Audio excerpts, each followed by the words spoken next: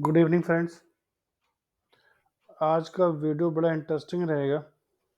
मैं दिखाता हूँ कैसे over sold over brought work करते हैं और कैसे डिमांड सप्लाई वर्क करता है।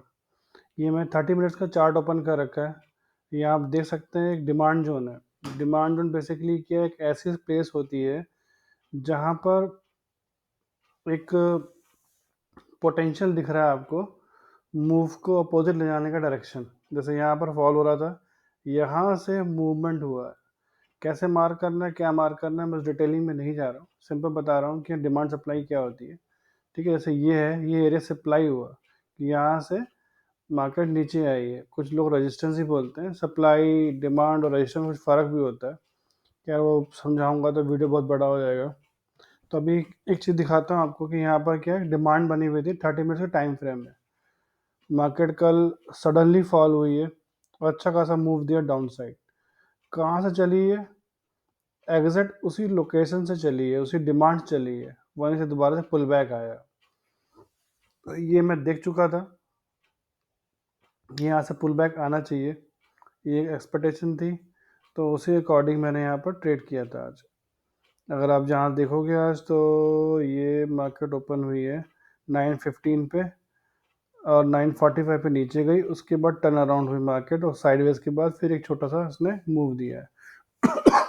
छोटे टाइम फ्रेम में आते हैं, दिखाता हूँ मैंने कहाँ पर ट्रेड लिया था। तो मैंने ट्रेड जो लिया है 9:47 पे लिया है।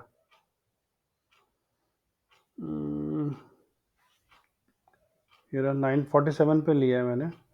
अब दिखाता हूँ लॉजिक इसका छोटे टाइम फ्रेम पे। ये आपका हुआ 9:45। हाँ, ये इसमें निकलेगा आपका, नहीं नहीं सॉरी, इसमें 9:45 47 था ना यार, क्या था, 9:47 सॉरी। तो 9:47 में मैंने ट्रेड लिया था। 9:47 आपका इस कैंडल में आएगा 9:47। ठीक है, तो जब मैंने ये ट्रेड लिया था तो कैंडल देखें कहीं ना कहीं स्पाइक के बाद आई है, मतलब कहीं ना कहीं कैंडल जो ग्रीन बन रही थी रेड हो गई थी। और जब रेड हुई थी उस समय मैंने जो क्वांटिटी थी 200 ले रखी थी।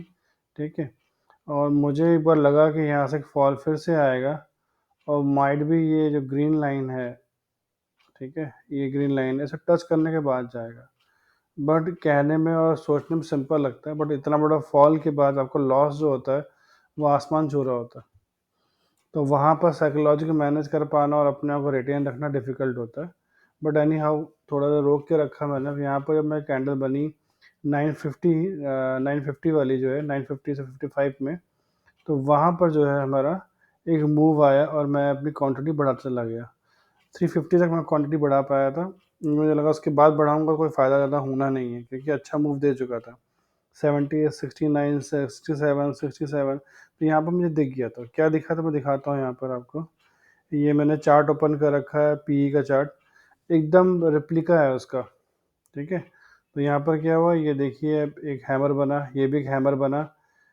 12 विंडो मतलब ये कैंडल जो है ये स्पाइक देख के रेड बनी है, बट इसके नीचे नहीं गई थी ये, इस हैमर के विक के नीचे नहीं गई थी। तो थोड़ा उम्मीद थी कि यहाँ से नीचे नहीं गई है तो शायद एक रिवर्सल दे।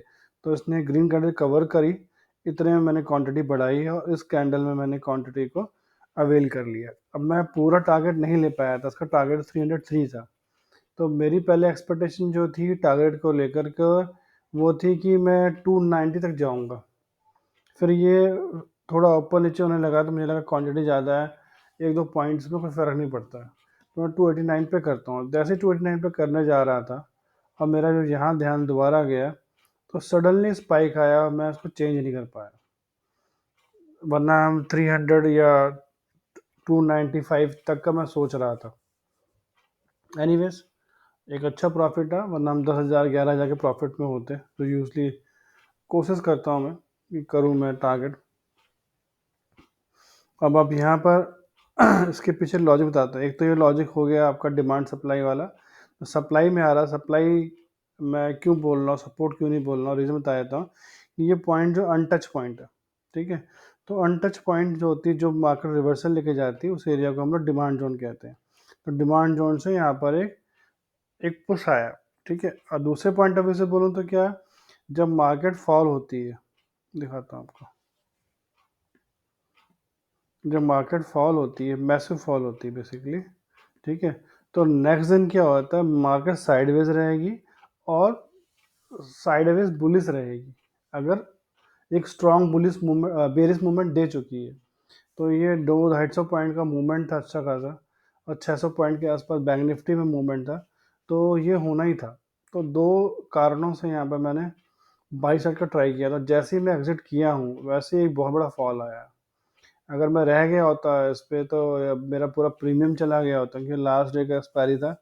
बट मैंने किया था 1 मार्च में, बट उसमें भी बहुत ज़्यादा फ्लक्चुएशन हो रहा था, तो वो इतना बड़ा लॉस मेंटेन करना डिफिकल्ट होता, और रह भी जाता तो आप देखिए एकदम लास्ट मोमेंट में जाके उसने दिया है बेनिफिट, पूरे दिन वहीं पे बैठा रहा है।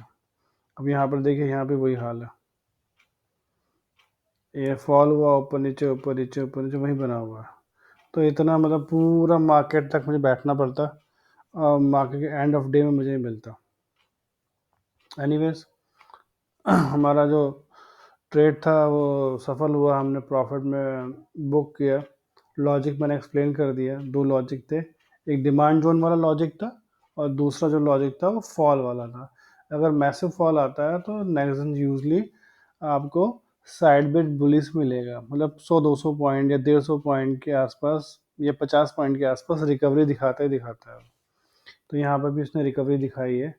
मैं आपको दिखाता हूँ इंडेक्स का, 31 पॉइंट्स ने रिकवरी दिखाई यहाँ पर, बैंक निफ्टी में दिखाई है 157 पॉइंट्स की रिकवरी दिखाई है, ठीक है। तो ये होता है मैसिव फॉल के पास छोटा सा रिकवरी आता है, उसको हम लोग बोलते हैं, अगर नाम भूल गया, रिट्रेसमेंट। रिट्रेसमेंट के बाद अगेन फॉल आ सकता है, या फिर जो ट्रेंड है वो हट भी सकता है। तो अब देखते हैं कि मंडे को क्या रहता है, कि ये ट्रेंड जो है कंटिन्यू रहता है, दोबारा नीचे आता है, डिमांड जो पर कट करके नीचे इसे रेजिस्टेंस बनाता है, या फिर ये जो ट्रेंड है आपका फॉल वाला वो ख़त्म करके ऊपर जाता है। लेट्स सी, ये मंडे मार्केट ही बता पाएगी। हम वेट एंड वॉच करेंगे, हमें कोई ट्रेड्स लगेगा डायरेक्शन में जाता हुआ फीलिंग के साथ, तो मैं उस पर ट्रेड करूँगा।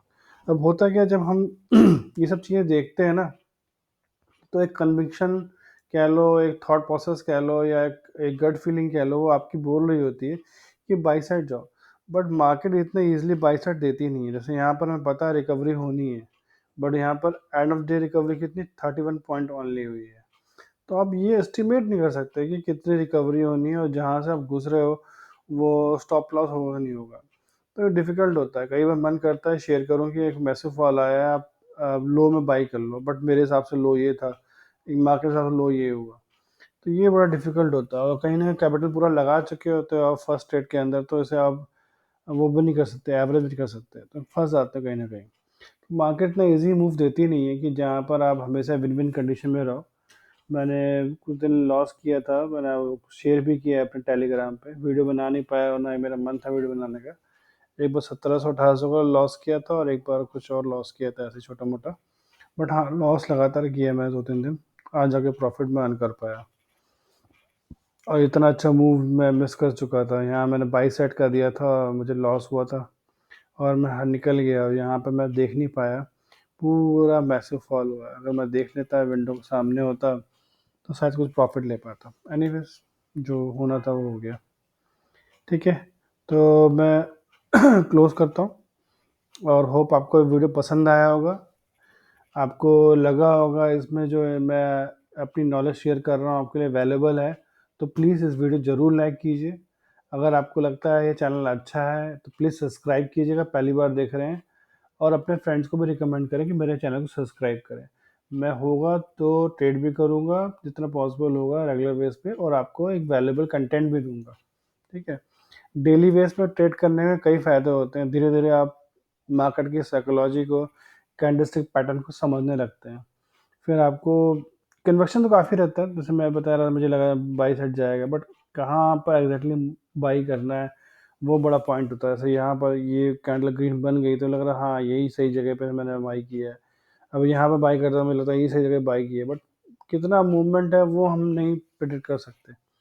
हम बस ये प्रेडिक्ट कर सकते हैं कि हाँ मार्केट का डाउनफॉल आना है, मार्केट का अपफॉल आना है, ये सब चीज़ें। अब जैसे यहाँ पर कैच हो डिविडेंड काफ़ी बड़ा हो जाएगा, मैं क्लोज करता हूँ फिर। ठीक है, thanks for watching my video.